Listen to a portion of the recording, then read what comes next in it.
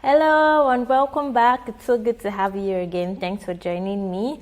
So, as I said before, we're going to creating a ping pong game in this course using Scratch. So yes, so what's the first thing you need to do? So ensure you have set up your Scratch project, the Scratch application. Okay, so that's what we'll be using. All right, so once you have that set up, then ensure you have a new file open. So go to file and go to new.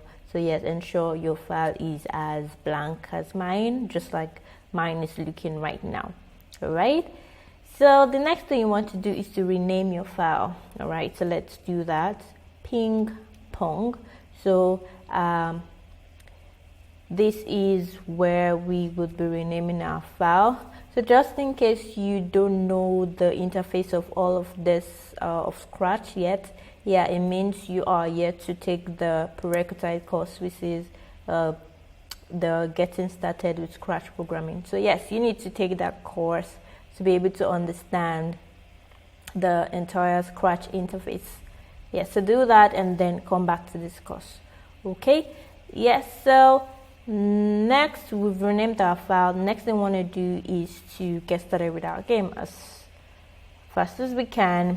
So the first thing we do is look at our sprites here. Okay, the cards, we will not be needing the cards for our ping pong game. So what we'll be needing is a ball, right? Yeah, we'll also be needing our backdrop. Then we'll also be needing a small plank, right, where the ball will bounce off on. Yes. So what we want to do now is to delete the cards. So yes, let's delete the sprite of the cards. So yeah, do that, delete. All right. Now let's add a new sprite. Let's add a new sprite. So let's click on choose a sprite. All right. And we're going to be using a ball. So choose ball, right? Do that again. Choose a sprite, right? Then select ball if you've not done so. All right. So now I have my ball. Now I need to add my backdrop, which is my background. So I'm just going to go here to choose a backdrop. Okay. Choose a backdrop. I'm going to click on that. I'm looking for neon tunnel. So feel free to use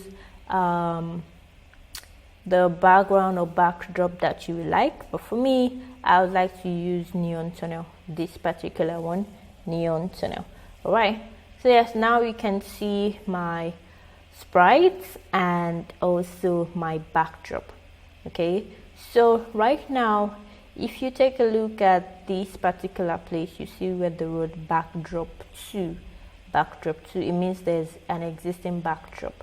So how do we delete the existing backdrop? You know, the same way we deleted the cat sprite, okay? We need to delete the existing backdrop that was there before. So now let's select the backdrop, okay? Once you select that, go to backdrops. Right, so you will see backdrop 1 and backdrop 2. So what I want to do is to delete backdrop 1.